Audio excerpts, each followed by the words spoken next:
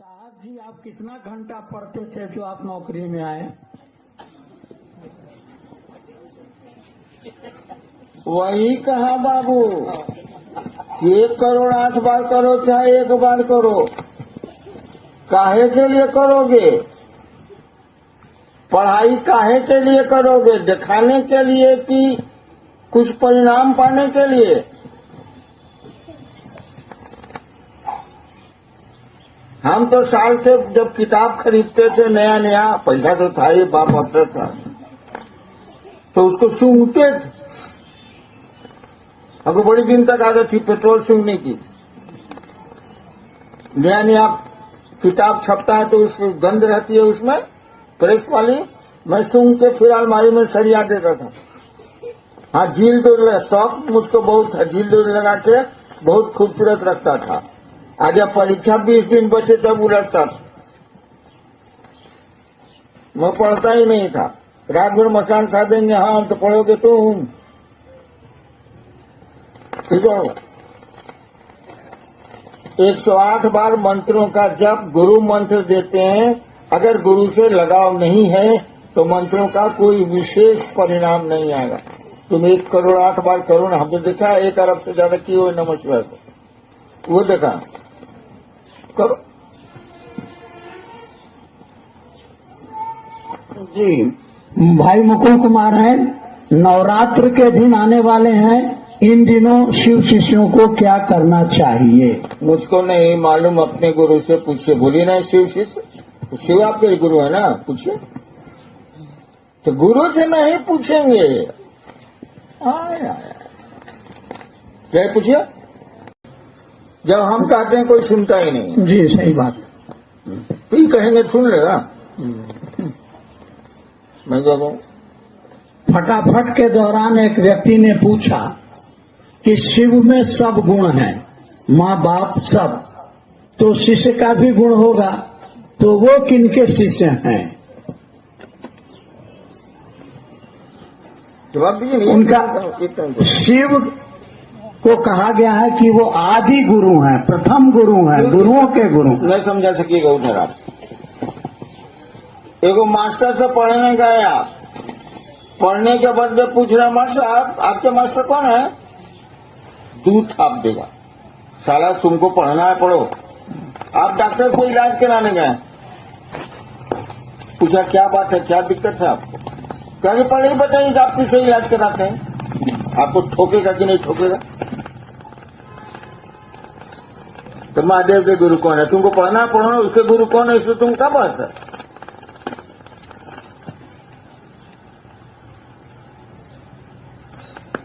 जी, फटाफट के दौरान किसी गांव में जाते हैं तो बहुत सारे लोग महादेव को गुरु मान लेते हैं, पर फिर दोबारा जाने पर सिर्फ 10% लोग ही मिलते हैं जो माने हुए होते हैं। ये स्थिति कैसे सुधरे? आप ही की नहीं सुधरी है तो उसकी क्या सुधरेगी? आप ही की स्थिति नहीं सुधरी है, पकड़ते हैं छोड़ते हैं, पकड़ते हैं छोड़ते हैं। मेरा दिल कभी एसी बनता है, कभी डीसी बनता है। करंट का नाम सुना है ना? कभी सट के मारता है, कभी हट के मारता है। हम लोगों का ये हाल है तो दूसरे का नहीं होगा। जी, महादेव का निराकार तस्वीर हटाने के लिए कहा जाता है और साकार लगाने के लिए कृपा कर कारण बताया जाए। अच्छा, तो हम लोग ऐसा नहीं बोलते। निराकार तस्वीर हो ही नहीं सकता है तो उसको रखे रखे कैसे? पागल है क्या? जब कोई आकारे नहीं है तो निराकार कैसे हुआ? हम जान रहे हैं, बुझ रहे हैं बात है। आप लोग तो 300 की बात करते हैं। जो बूढ़ चमैन को आप कह रहे हैं कि यहाँ मेरा पेट दुखा रहा है, उसे बुझे नहीं का मामला है। ये संजीव भाई हैं, भाई संजीव हैं बरभिंगा से। प्रणाम एक, परिणाम अनेक। हाँ बोलिए। पटना संगोष्ठी में ये बैनर लगा हुआ था, प्रणाम एक परिणाम अनेक। क्या इसका अर्थ हुआ? प्रणाम का परिणाम तो एक आशीर्वाद होता है, अनेक नहीं जानते हैं, आगे बढ़िए। मैंने ठेका थोड़ी लिया है कि लोगों से बात करूं। मुजफ्फरपुर से हैं भाई अरुण। मनुष्य के सहज प्रेम से परमात्मा लभ्य है, कैसे? मनुष्य के सहज प्रेम से, सहज का अर्थ होता है जो जन्म से आपके पास है। ये प्रेम जो है ये हर मनुष्य के अंदर है। इसी प्रेम से परमात्मा को हासिल किया जा सकता है। यह प्रेम जो हमारा अभी है जगत के प्रति है। गुरु के सानिध्य में हम जाते हैं तो हमारे इस जगत के प्रति प्रेम को गुरु की ओर वो मोड़ देते हैं। गुरु के सानिध्य में जाएंगे, गुरु के आश्रय में जाएंगे और उनके द्वारा जो तरीका बताया जाएगा उसको करते चलेंगे तो परमात्मा के प्रति प्रेम पैदा हो जाएगा। ठीक है, बताइए। चलिए बढ़िया सर, इतना टाइम हमारे पास नहीं, आपके पास होगा, मैं उठ के चला जाऊंगा। जल्दी कीजिए नहीं सर, आप बहुत भाई श्याम समस्या है महोत्सवी कपाल से इच्छा शक्ति, ज्ञान शक्ति, क्रिया शक्ति के बारे में विस्तार पूर्वक समझा दिया जाए।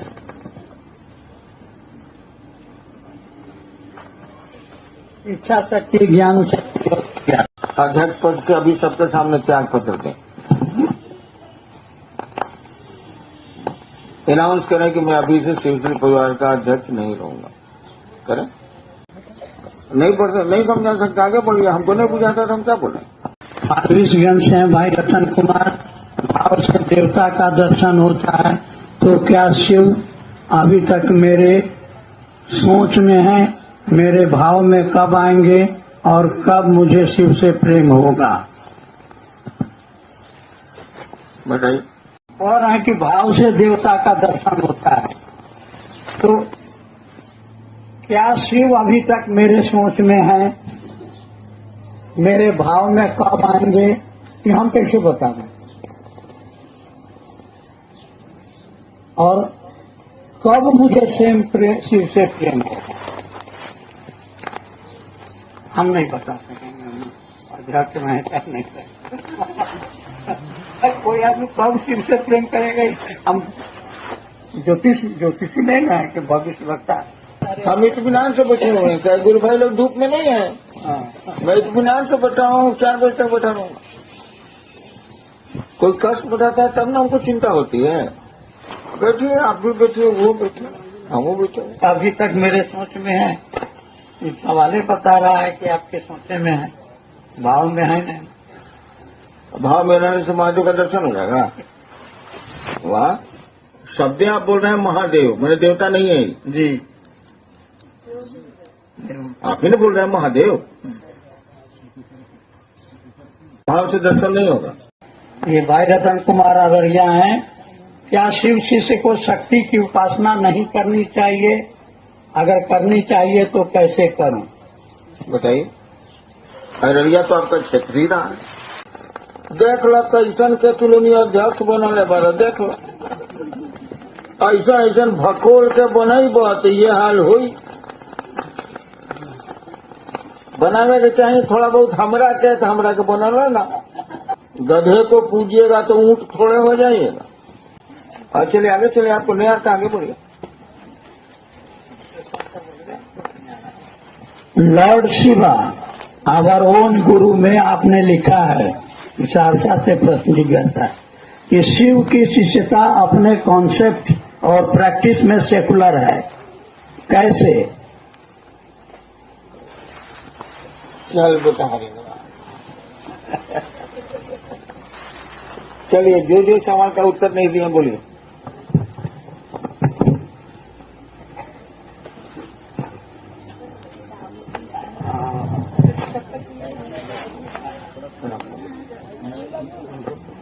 भाव से देवता का दर्शन होता है तो क्या शिव अभी तक मेरे सोच में है? मेरे भाव में कब आएंगे और कब मुझे शिव से प्रेम होगा? पहले तो जान लो बाबू कि महादेव तुम ही बोलते हो, देवता उनको नहीं बोलते हो। मैंने देवताओं में महान तुम ही बोल रहे हो। शास्त्र कहते हैं, किताबें कहती हैं कोई ईश्वर है, वो महेश्वर है। अगर कोई ईश्वर होता होगा तो वो ईश्वरों के ईश्वर है, महेश्वर है। वो ईश्वर का मानी जानते हो? शब्द का अर्थ क्या होता है? जरूर जानते होगे, लेकिन भूला गए। आदमी भूलता उन चीजों को है जिनका वजन नहीं देता, ये तो नहीं भूला गया। ईश मन होता है कंट्रोलर। जैसे घोड़े को कंट्रोल किया जाता है लगाम से, तो वो ईश्वर का मानी होता है कि जो संसार को नियंत्रित करे, कंट्रोल करे। उसमें वर शब्द लगा है, यानी श्रेष्ठ। जितना कंट्रोलर हो सकता है उसमें वो श्रेष्ठ है, यानी बड़ा है। ईश्वर शब्द का अर्थ होता है कंट्रोल करने में जो बड़ा है। अब महेश्वर शब्द का अर्थ होता है कि जो बड़ा है उससे भी बड़ा है वो, इसीलिए महेश्वर।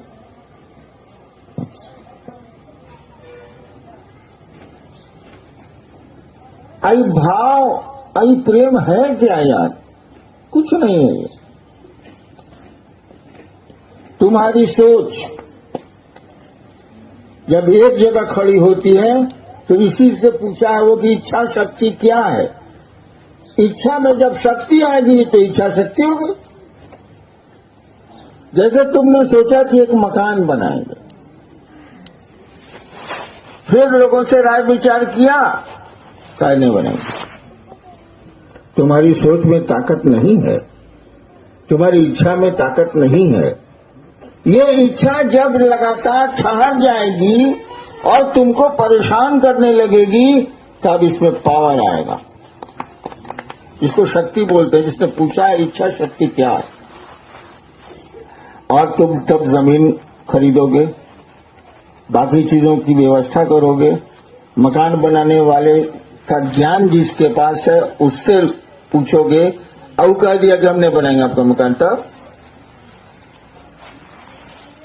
उसके ज्ञान में ऐसी शक्ति नहीं है जो आपकी मदद करे। वो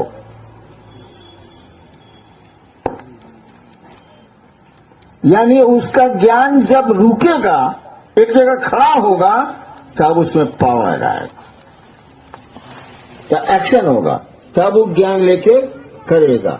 और ज्ञान लेने से बन जाएगा घर बाबू। तुम इच्छा भी किए, ज्ञान भी ले लिए, इंजीनियर से बात भी कर लिए, आर्किटेक्ट से बात भी कर लिए, नक्शा भी बना लिए, एस्टीमेट भी बन गया, कितना लगेगा, क्या लगेगा, क्या लगेगा, क्या लगेगा, मकान बन गया बाबू। नहीं बना, उसको क्रिया रूप देना होगा, यानी ईंटें जुटानी होंगी और उनको फिर जोड़ना होगा, जैसे कहा जा रहा है। यानी उस क्रिया में भी अगर शक्ति आएगी तभी वो एक्शन होगा, तभी उसके परिणाम आएंगे। एक सवाल आया था ना, इच्छा शक्ति, ज्ञान शक्ति, क्रिया शक्ति क्या है, समझे? तो ये जो इच्छा है तुम्हारी, जो शक्ति का रूप लेती है, यानी एक जगह खड़ी हो जाती है ना, हम तो स्टेशन जेब पे करेंगे, ला का मना कीजिए, तब उपाय ढूंढिएगा, तब ज्ञान लीजिएगा, तब टेम्पो करिएगा या मोटरसाइकिल से जाइएगा या गाड़ी से जाइएगा। यही इच्छा जब एक जगह खड़ी होती है, शिव मेरे गुरु हैं, मुझको शिव अच्छे लगते हैं, जब इच्छा ये खड़ी होगी एक जगह तो इसमें पावर जनरेट करेगा। जैसे पावर जनरेट करेगा इसको बोलते हैं भाव। इच्छा शक्ति कुछ नहीं है, आध्यात्म में आके यही मेंटल पावर जिसको इच्छा शक्ति आप बोलते हैं, भाव शब्द से जाना जाता है, कुछ नहीं है। लौकिक जगत में इसको कहा जाएगा इच्छा शक्ति, आध्यात्मिक जगत में इसी का नाम बदल जाता है भाव। और जब भाव और मजबूत होगा, यानी इच्छा शक्ति और मजबूत होगी, तो ज्ञान लेगा आदमी, क्रिया करेगा आदमी, मकान बन जाएगा ना एक दिन। बन जाता है।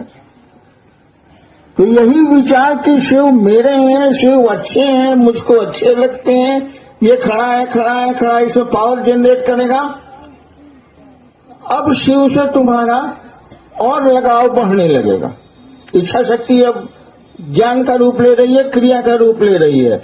एक दिन तुम शिव से एक में एक हो जाओगे, 2 सत्ता एक हो जाएगी। और भी कुछ फॉर्मूला है जो आपको एक करता है। तुम धरती से प्यार करोगे, धरती तुमको अपने में समाहित कर लेगी, मिला लेगी। जिस चीज से तुम प्यार करोगे, अगर प्यार टिक गया, प्यार तो टिकता ही है, विचार टिक गए, भाव टिक गया, तो तुमको पकड़ लेगा। तो जगत तुमको पकड़ेगा, पकड़ता ही है। एक आदमी मर रहा था, आईएएस था, मेरा दोस्त था। उसको कैंसर हो गया, पूरे बदन में उसके सड़ाक भर गई, पत्नी तक उसके रूम में नहीं जाती थी।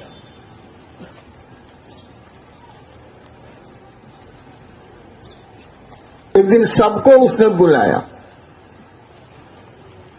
घर के लोग आ गए। कहा कि सब लोग आ गए? कहा जी सब लोग आ गए।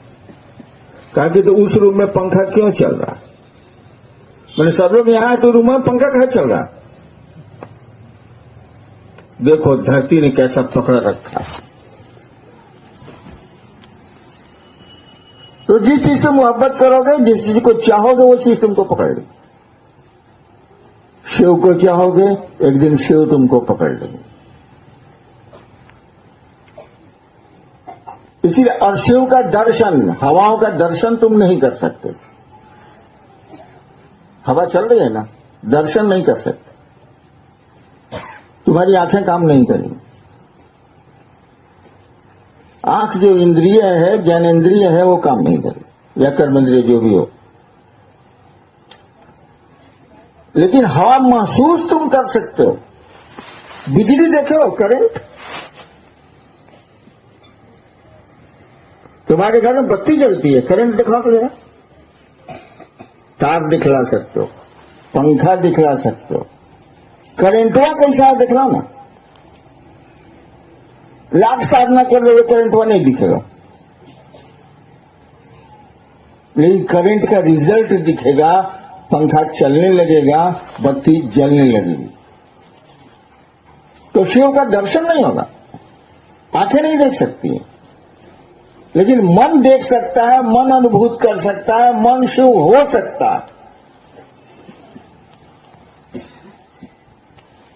तो विचार में जब तुम स्ट्रांग होगे, दृढ़ होगे, तुम्हारा विचार टिक जाए। कठिन है, आसान नहीं है।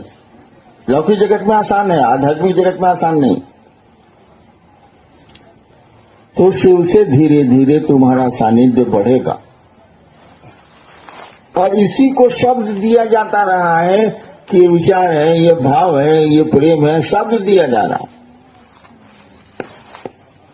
चलिए,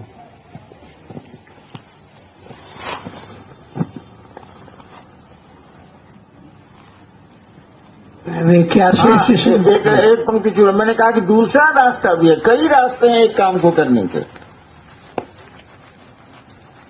जैसे एक लड़का है, उसकी शादी तय हुई, एकदम छड़ी आया हुआ है कि अब ब्याह नहीं करें, कारण जो भी।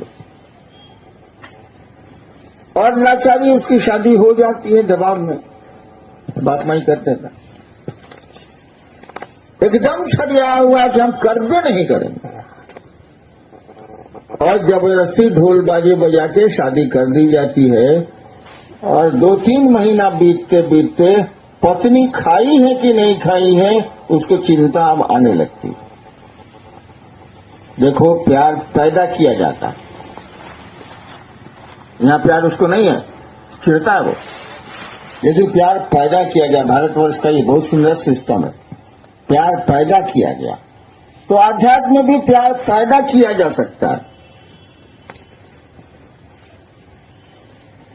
वो पैदा। और जब प्यार पैदा हो जाएगा तो उसका अपना लक्षण है, प्यार का अपना लक्षण है। 2 में पैदा होगा, 2 में रह नहीं करेगा, एक कर देगा। जी, ये है क्या शिव शिष्य को शक्ति की उपासना नहीं करनी चाहिए?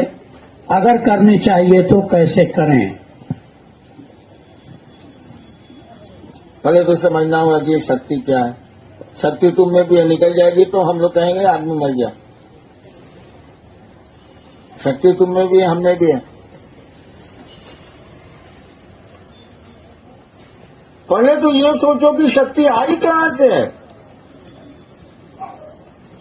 ठीक है, तुमने ट्रांसफार्मर से लाइन खींच दिया है, तुमको सोचना होगा कि सलाई लेना कट कहा जाता है। आज बोला लो कि ट्रांसफार्मर उड़ गया, यानी ट्रांसफार्मर ठीक है, तब भी लाइन कट सकती है बाबू, बिजली कट सकती है। कट गया तो कट गया, दूसरे ट्रांसफार्मर से जोड़ लो। लेकिन तब लाइन कट जाएगा। पावर हाउस से कल रांची के बहुत जगह की बिजली कटी हुई, तो आया कहां से ये पावर?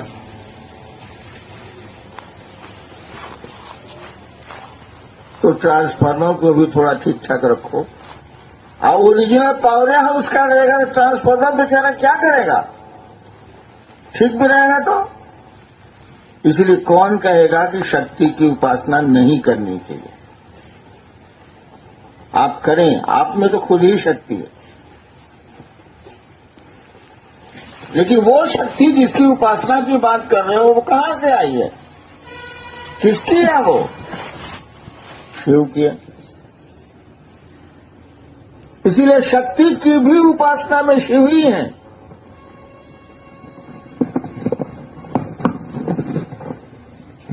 और शक्ति तुम में भी है, तुमसे ऊपर भी शक्तियां, अनंत शक्तियां। मूल स्रोत कहां है वहां पकड़ो। शक्ति की उपासना करना चाहो करो, लेकिन गुरु से पूछ लेना, गुरु से सीख लेना, तब करना, अन्यथा उपासना कोई परिणाम नहीं आएगा। जी, लॉर्ड शिव आवर ओन गुरु में आपने लिखा है कि शिव की शिष्यता अपने कॉन्सेप्ट और प्रैक्टिस में सेकुलर है। कैसे है कृपया समझाएं। बेसिक फॉर्मूला है कि आध्यात्म सेक्युलर है। सेकुलर है। आध्यात्म किसी धर्म की बपौती नहीं है, किसी संप्रदाय की चीज नहीं है ये। और इसके साथ यह भी कहा जाता है योग और तंत्र दोनों निरपेक्ष, धर्म निरपेक्ष हैं, इनको धर्म से कुछ लेना देना नहीं। तरीके आध्यात्म प्रेम है। लौकिक जगत में प्रेम जात पात और धर्म देखता है। रोज तो खिस्सा पढ़ते हो, रोज तो खिस्सा सुनते हो, कहां मान रहा है ये? प्रेम मानता है कि मेराडू मुर्गा खाती है तो उसके साथ नहीं रहेंगे, नहीं मानता है। तो ईश्वर तो प्रेम से लभ्य है, वहां भी सबसे डांट नहीं चलता है। तो शिव शिष्यता तो पूरी तरह सेकुलर है। असौ गच्छा यानी उग गया, तो 100 कैसे होगा? स्कॉलर से मैट्रिक के टॉपर से बिहार के या गच्छे 100 गच्छा जो है समझाएगा, रूल है। जहां भी कोई चीज श्रेष्ठ होती है वो तुम्हारे दिमाग में हो या भौतिक जगत में हो, जहां बना वो आप उस पर समय लगा। जब तक नहीं बनेगा समय नहीं लगा। दिमाग में बने या भौतिक जगत में बने वो समय लागू ही नहीं होगा। इसीलिए शिव को कहा जाता है कि वो महाकाल हैं, काल से परे की सत्ता है। जब सृष्टि नहीं थी तब भी वो थे, सृष्टि है तब भी वो है। उनकी शक्ति महाकाली है। महाकाली का अर्थ हुआ जो काल से परे की शिव की शक्ति, महाकाल की शक्ति है। इसीलिए काली वह शक्ति है जो काल से परे की है, सृष्टि से पहले की है, शिव की है, महाकाल की है। और सृष्टि के बाद भी महाकाल है। टूट रहा है सब कुछ, खत्म हो रहा है सब कुछ, और काली भी है। इसीलिए महाकाली और काली दो शब्दों का प्रयोग होता है, दोनों का अर्थ एक ही। मेदिनीनगर चौथम खगड़िया, लोगों ने कहा प्रथम गुरु माता पिता हैं। अगले शिव गुरु को न शिव गुरु का इस क्या भूमिका है हमारे जीवन में? पहले बताइए, स्कूलवा में गए थे तो माता पिता प्रथम गुरु है, ठीक है।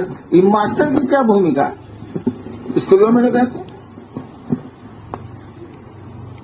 अरे वो शैक्षणिक ज्ञान देता है, दुनिया के बारे में ज्ञान देता है। और जो गुरु शब्द का इस्तेमाल हुआ है आध्यात्म में, उसका अर्थ होता है कि जो तुम्हारे बारे में, ईश्वर के बारे में तुमको ज्ञान दे, तुमको बोध कराए, तुमको समझाए। मास्टर बताता है कि हर पल मर रहे हो, हर पल जी रहे हो, क्या मतलब उसका? पृथ्वी गोल है, सूरज स्थिर है, यही नहीं बोलता हो।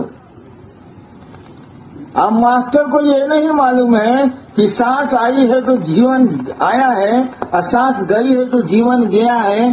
आ गई तो ठीक है, नहीं आई तो खत्म। मास्टर को बुझाता है हर पल आप मर रहे हैं, हर पल आप जी रहे हैं, अब बड़ी बड़ी योजनाएं बना रहे हैं, नहीं बुझाता। ये ज्ञान गुरु ही देते।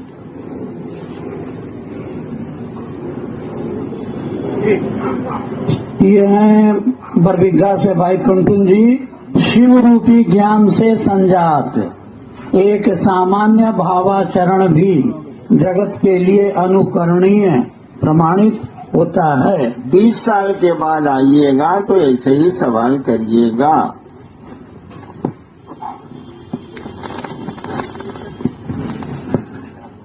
उड़ीसा चलिए,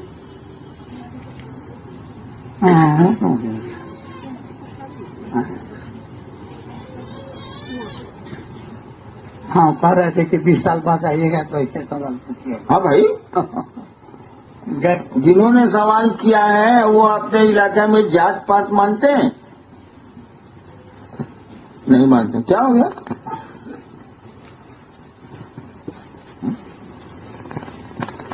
सब जाति के साथ बैठ के खाते हैं, हंसते हैं, बोलते हैं, शिव चर्चाएं करते हैं। तो आपका ये आचरण लोगों को बता रहा है कि आदमी कुछ बदला हुआ नजर आ रहा है।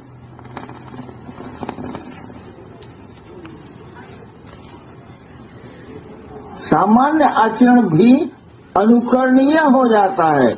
यानी आप सीखिए कि इंसान एक होता है। देखिए, वो आदमी है तो जाति का ब्राह्मण, तथाकथित ब्राह्मण, लेकिन अभी डोम खाने में बैठ के सबके साथ खिचड़ी खा रहा है और शिव चर्चाएं कर रहा है। सीखिए, उसका हल्का सा शिव भाव उसके आचरण को बदल दिया। उसने कोई कोशिश नहीं की। नहीं बुझाता? आइएगा 20 साल के बाद पूछिएगा। ये उड़ीसा के सुंदरगढ़ जिला से हैं।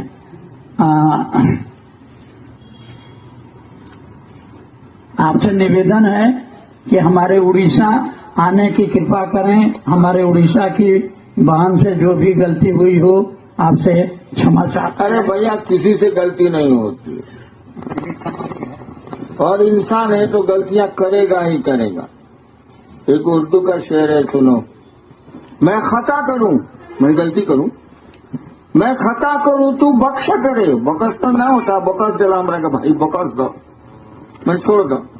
मैं खता करूं तू बख्शा करे, ये रोज का झगड़ा कौन करे?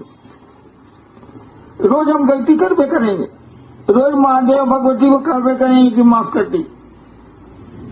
क्या गलती होगी ही होगी, हम जाने अथवा न जाने। आदमी है तो जीव भाव है तो कर भी करे। मैं खता करूं तू बख्शा करे, ये रोज का झगड़ा कौन करे? तू बर्फ गिरा, बर्फ में आसमान की बिजली, तू बर्फ गिरा मैं जल जाऊं, तेरा हूं तुझ में मिल जाऊं। दिल तेरा था सौंप दिया, दिल तेरा था तुझको सौंप दिया, अब दिल का तगादा कौन करे? अब पैसा दे दे, नहीं तो हमारा पैसा लौटाओ, हमारा पैसा लौटाओ, तगादा। दिल तेरा था तुझको सौंप दिया, अब दिल का तगादा कौन करे? दे दिया तो साले दे दिया हमेशा के लिए, हम न तगादा करेंगे। मैं खता करूं तू बख्शा करे, ये रोज का झगड़ा कौन करे। तू बर्फ गिरा, ये रोज के झगड़े से ज्यादा अच्छा है।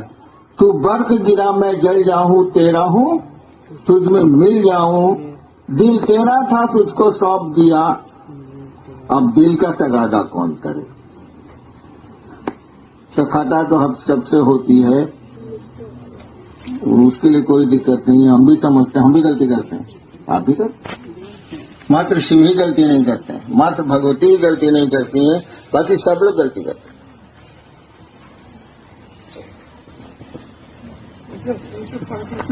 जहां तक जाने का सवाल है, उड़ीसा चाहे बिहार चाहे कहीं, हर जगह से निमंत्रण आता है, मैं स्वीकार करता हूं। निमंत्रण कैसे नहीं स्वीकार करिएगा, लेकिन सच्चाई पूछिए, मुझको जाने का मन नहीं करता, थक गया हूं मैं। 80 से लोगों को शिवसी से धीरे धीरे बना रहा हूं मैं। 74 में गुरु माना, 80 से अपने मन से ही काम शुरू किया, हमको कोई बोला नहीं। गुरु भी माने तो हमको कोई बोला नहीं, न किताबों से पढ़ा न सुना। 80 से मैं ये काम कर रहा हूं, और नए लोगों को भले नहीं मालूम हो, पुराने लोग इस बात को जानते हैं कि 3-4 बजे सुबह तक मैं शिव चर्चाएं करता था, और सबको खुद अपनी गाड़ी से चला चला के, ड्राइवर तो रहता नहीं था रात में, घर पहुंचाता था। इसीलिए कि शिव को गुरु मान लिए, शिव को अपना समझे। आज कोई साथ नहीं है। कहते कहते मैं थक गया हूं, अब कहां जाऊं, किसको बोलूं। काम मेरा नहीं था, ये मेरे महादेव का जरूर था, वो मेरे हैं, मेरा मन समझता, भ्रम है लेकिन मेरा मन समझता है, उनका काम था ये। उन्होंने ही बाद में मुझको ये आदेश दिया, कर तो मैं पहले से रहा। तो सब ठिका हम ही ले बनी बाबू, खेत तहार, उपज तहार, चला 40 साल कोशिश करनी हो, हमसे ना हुई बात साहब। इसलिए मैं कहीं जाने को तैयार नहीं हूं, कहीं किसी से मिलने को तैयार नहीं हूं, किसी से बात करने को तैयार नहीं हूं। कोई रिजल्ट ही नहीं आया, कोई परिणाम ही नहीं आया। भीड़ जरूर जुट गई, लेकिन भीड़ का कोई व्याकरण नहीं होता। भीड़ व्याकरण नहीं जानती है, उसका कोई गणित, कोई मैथमेटिक्स नहीं होता।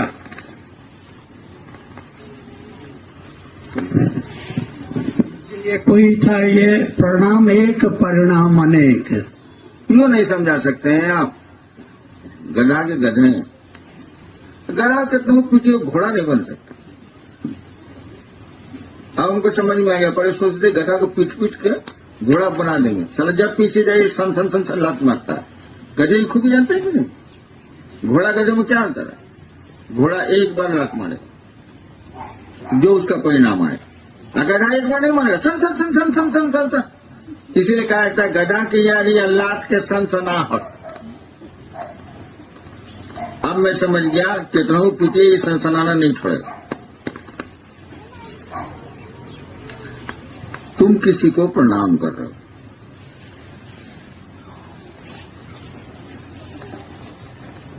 क्योंकि हमारी ओर मुखातिब हुआ, क्या बात है भैया। तुमने कहा भाई साहब आप जा रहे हैं मोटरसाइकिल से, हमको कोई सवारी नहीं है, बैठा ली। परिणाम एक हो रहा है, अब देखो परिणाम कैसे बदलेंगे। तुमने कहा मैं एक बार जीप से जा रहा, पटना सचिवालय के भीतर एक आदमी हाथ दिया, गाड़ी रुक गई। वो क्या है, तो सर हम आए थे पटना, सरकारी डाक लेके, फलना कलेक्ट्रेट में काम करते हैं, मेरा जेब काट लिया है। मैंने 50 रुपया निकाला, उसको दे दिया। परिणाम तो एक ही हो रहा है, परिणाम कैसे कैसे बदल रहे हैं। तुमने शिव को प्रणाम किया, कहा पेट दुखाता, हो सकता है ठीक हो जाए, तो प्रणाम हुआ, पेट ठीक हुआ। तुमने शिव को प्रणाम किया कि सरकार हम आपकी ओर चलना चाहते हैं, हमसे ये काम नहीं हो रहा है, 3 सूत्र हो या जो, उन्होंने दया कर दी। तो प्रणाम तो क्या हो रहा है, परिणाम बदल रहे। इसलिए कहा गया है प्रणाम एक परिणाम अनेक।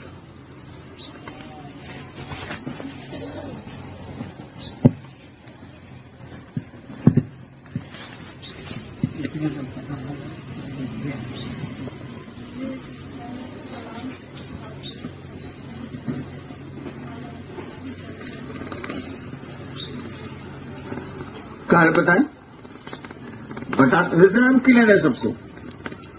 पहले तो हम कहा कि तुम कोई प्रणाम करे तुम महादेव को, उसका प्रणाम उसको जवाब दो, लेकिन मन में सोचो कि हम महादेव को प्रणाम करते। कितना लोग इतना में करता है पता नहीं, ये तो सामान्य बात है। जैसे ये लोग आए होंगे तो गौतम चाहे ये लोग ऐसे किया होगा, ये लोगों ने किया होगा इसे, इसका क्या अर्थ हुआ? अरे 150 बार आपको प्रणाम दूसरे कराते हैं महादेव को, इतना आसान काम है, नहीं करते। हम बोले ना, कोई प्रणाम करे तो तुम उसके प्रणाम का जवाब जरूर दो। मन ही मन सोचो कि मैं अपने शिव को प्रणाम कर रहा हूं, कोई नहीं करता। इससे आसान तो कुछ नहीं, क्योंकि आप समाज में रहते हैं, लोग आपको प्रणाम करेंगे या आप किसी को प्रणाम करिए, तो उतना बार तो आपका अपने गुरु को प्रणाम हो गया, वो नहीं करता।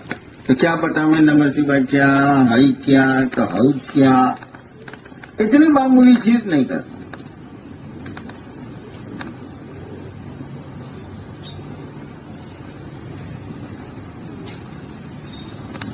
क्या बोला बता रहे,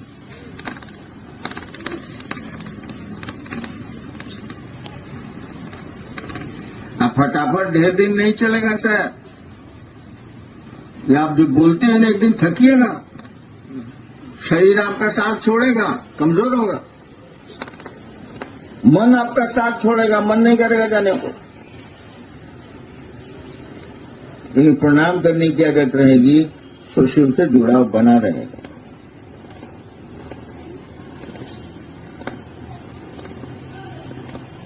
इसलिए केवल चर्चा करने वाले गिर जाते हैं।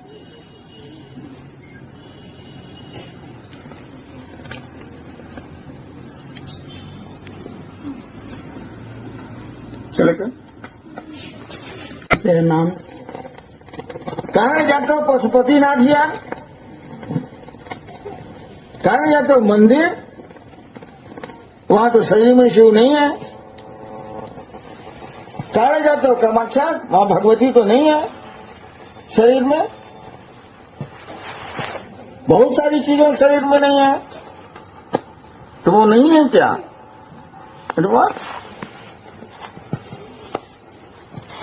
लेकिन ये शिव से नहीं है, शिव से ऐसा सवाल नहीं करता जी। ये एक बरबिघा से हैं गुरु भाई, नमः शिव क्यों नहीं, नमः शिवाय क्यों? भाई साहब हमको भी नहीं मालूम, हमको बता दीजिए आप। कहाँ से हैं ये? बरबिघा। बरबिघा, हाँ ठीक। करो ना यार, नमः शिव ही करो। लेकिन संस्कृत में इसका अर्थ क्या होगा? शिवाय मन होता है शिव को संस्कृत में, तो प्रणाम अलग हो गया, शिव अलग हो गया। किसको प्रणाम जा रहा है? न तालमेल नहीं है। अरे आप खोजी जरूर ना भैया, खोजिए। कहे कि 10,000 साल का इतिहास आप तोड़ने जा रहे हैं, 8,000 का रम तोड़िए तो साले। हाँ, ये बरबिघा से ही है भाई संजीव। भावांतरण क्या है? भाव का एक जगह से दूसरी जगह जाना, जीव भाव का शिष्य भाव में जाना, शिष्य भाव का गुरु भाव में जाना, अंतरण माने ट्रांसफर।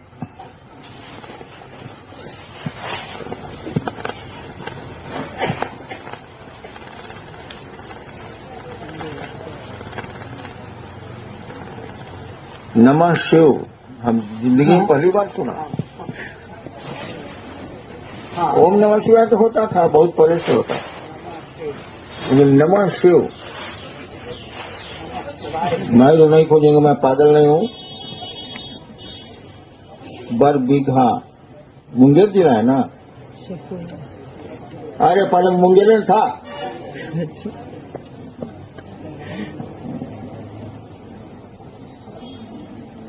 बड़ा खोजी लोग पैदा होता है। एक और है, काम नाम कुछ नहीं थे, न महादेव के गुरु माने के बाद, न जे करे के बाद से करे के बाद, एगो नया चीज ढूंढ के ले आवे के बाद ले आओ। जो गुरु की बात नहीं समझता वो शिव से नहीं, वो शिव से नहीं है। गुरु ने कहा नमः शिवाय, आप नमः शिव खोज रहे हैं, जय खोजे।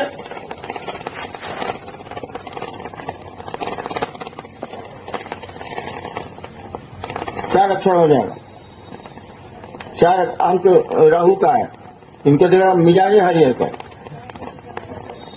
है। हाँ 5 हो गया ना, तो 5 अंक तो बहुत सुंदर माना जाता है। 4 अंक मेरा है, वो राहु वाला है, मिजाज हरियर कर दो। करो बाबू, कर जरूर करो।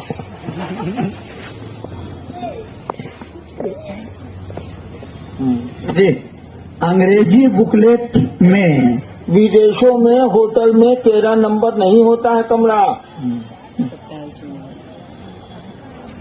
11 के बाद सीधे 14 होता है, 13 नहीं लिखा जाता है, इसीलिए कि उसका टोटल 4 होता है।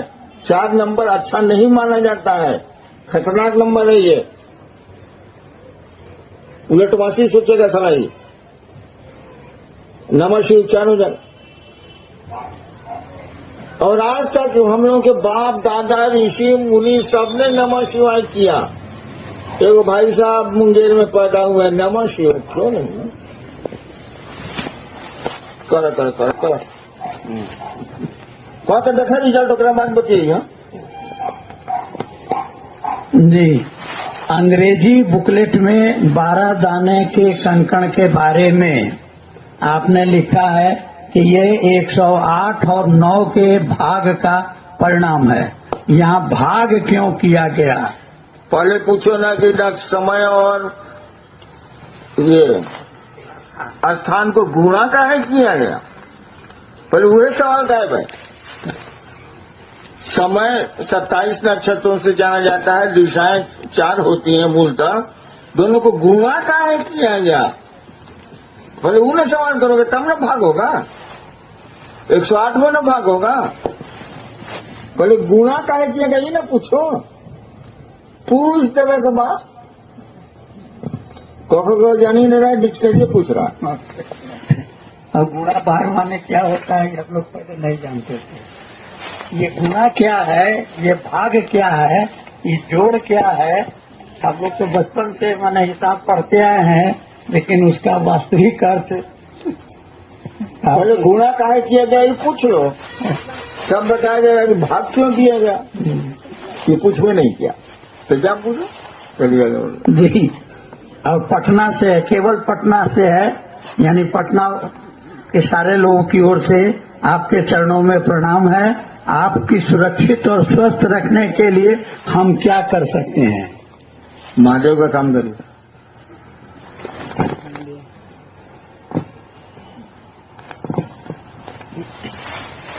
ये महोत्तरी नेपाल से है। अनुग्रह शक्ति और तिरोभाव में क्या अंतर है?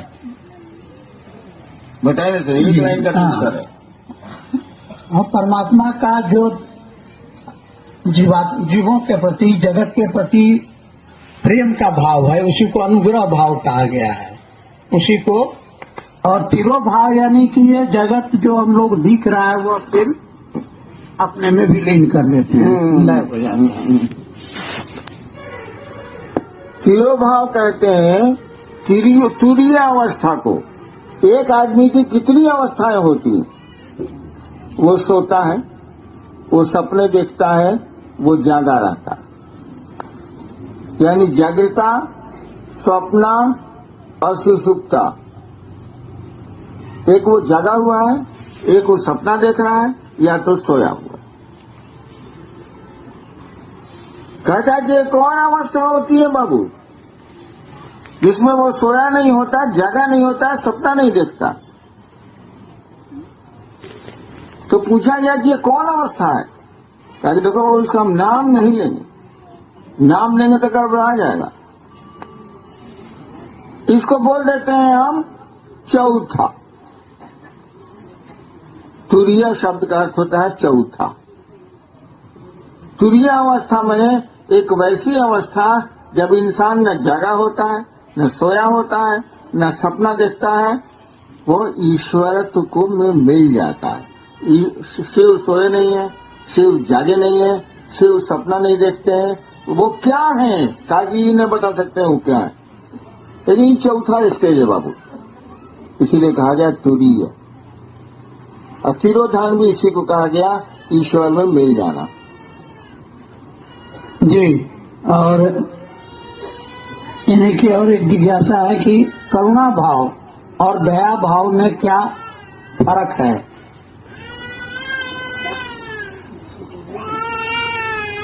देखिए, कोई नमः शिवाय नहीं करता, कोई फटाफट ठीक से नहीं करता, कोई 10 को शिव से नहीं बनाता है। ये सब सवाल का आंसर सुन के करेगा क्या?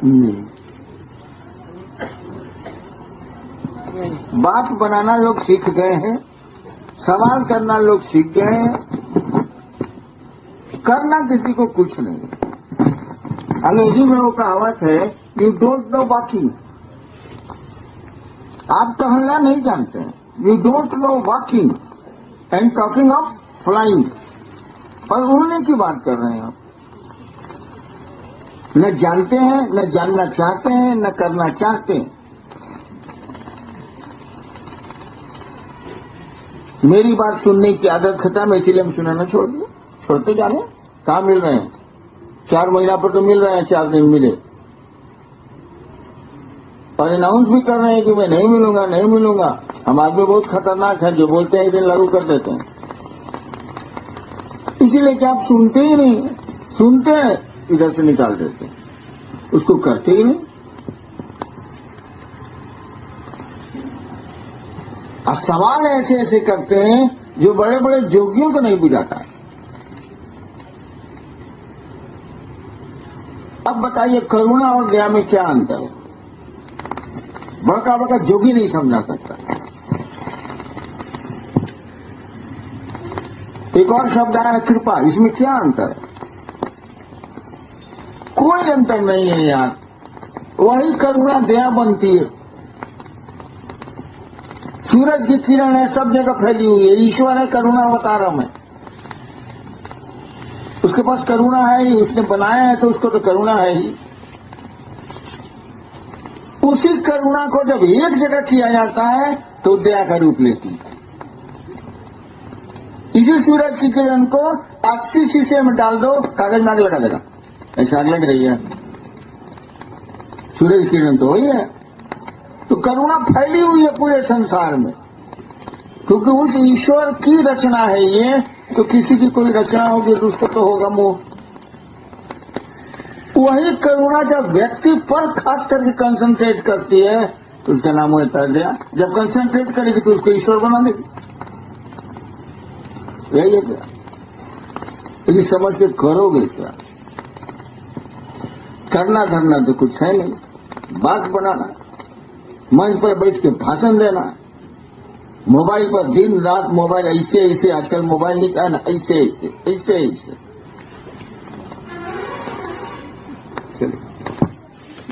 वही सब है। फिर शिव गुरु की चर्चा एक परिणाम परक, अंतहीन और अविरल आत्मानुभूति है।